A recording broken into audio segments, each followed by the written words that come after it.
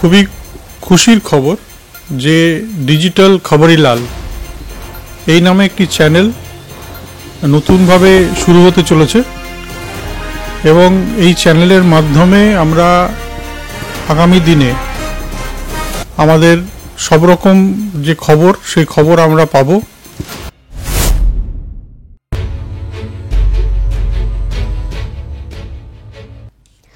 নমস্কার, আপনাদের সকলকে স্বাগত জেলায় জেলায় খবরিলালে। আমি পূর্বা।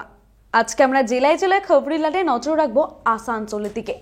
আমরা কিন্তু দেখতে পাচ্ছি দেশভর জুড়েই কিন্তু সকাল থেকে একটি প্রতিবাদ হচ্ছে ট্রাক ড্রাইভারদের, যার জন্য কিন্তু শহরের দেশের বিভিন্ন প্রান্তে যানজট সৃষ্টি হয়েছে। তবে এই যানজট সৃষ্টি হয়েছে সাধারণ মানুষের যেমন ভোগান্তি হচ্ছে, এই প্রতিবাদ যারা করছেন ট্রাক ড্রাইভার বা বাস ড্রাইভার তাদেরও কিন্তু কিছু বলার আছে। আসানসোল বাজার সংলগ্ন এরিয়াতে সেখানেও কিন্তু ঠিক এই রকমই একটি প্রতিবাদ কর্মসূচি দেখা যাচ্ছে ট্রাক ড্রাইভারদের। তাদের বক্তব্য, কেন্দ্রের যে আইন লাগু করেছে কেন্দ্রীয় পরিবহন আইন, সেখানে কিন্তু বলা হচ্ছে হিট অ্যান্ড রান কেসে 7 লক্ষ টাকা জরিমানা দিতে হতে পারে এবং 10 বছরের জেল হতে পারে।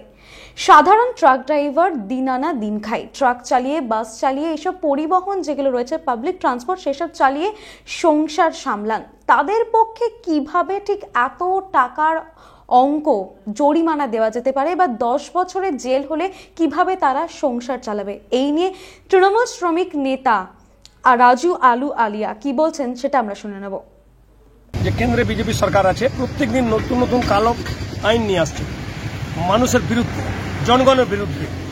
আবার একটা নতুন আইন আনছে। আপনি দেখছেন দুদিন ধরে ঝাড়খণ্ড, বিহার বিভিন্ন অঞ্চলে দেখবেন আপনি বিক্ষোভ হচ্ছে। ব্যাপারটা হচ্ছে বিজেপি শুধু একটাই কাজ হচ্ছে গরিব মানুষের কি করে দমন করা যায়। ড্রাইভাররা যারা গাড়ি চালায়, বাস চালায়, ট্রাক চালায়, মিনি ট্রাক চালায়, ড্রাইভার যারা আছেন কোনো রকম ড্রাইভিং করে নিজের পরিবারকে পালন পোষণ করে। বিজেপির এবার কি চক্রান্ত করছে যাতে ড্রাইভারদের জন্য একটা নতুন একটা কালো আইন আনিয়ে দিয়েছে, যাতে ড্রাইভারদের উপরে কিভাবে জুলুম করা যায়, তাদের রোজগার কি করে কেড়ে নেওয়া যায়। চরম সীমাতে আপনি জানেন আগেই মানুষ কিন্তু বিরক্ত হয়ে আছে, রোজগার পাচ্ছে না, প্রত্যেক দিন রোজগার কেড়ে নেওয়ার চক্রান্ত করে যাচ্ছে। আর শুধু ধর্মের নামে রাজনীতি করে মানুষকে শুধু মিসগাইড করা হচ্ছে। গ্যাসের দাম বেড়ে যাচ্ছে, ডিজেল পেট্রোলের দাম তো চরম সীমাতে আছেই, আজ পর্যন্ত কমতে নাম দিচ্ছে না।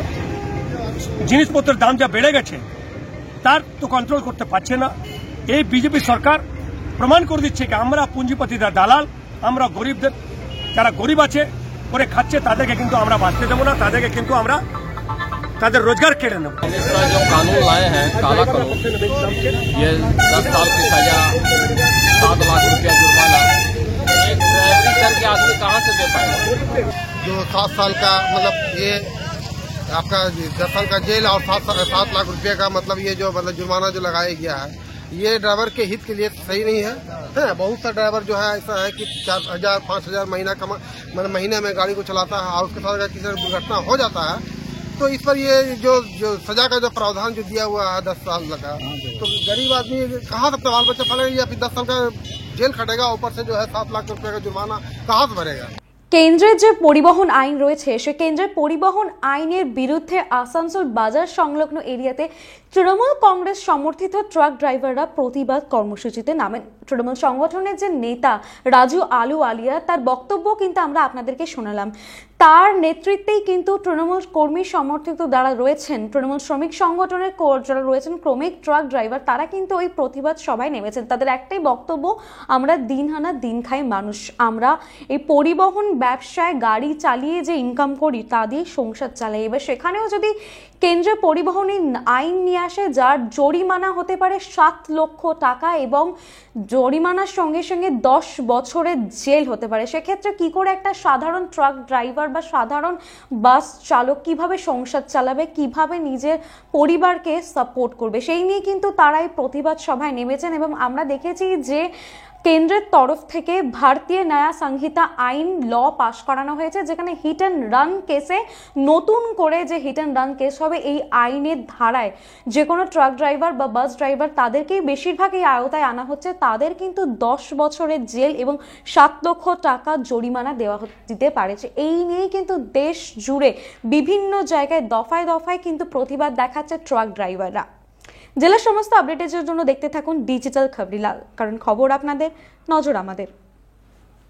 ডিজিটাল খবরিলাল, খবর আপনাদের, নজর আমাদের।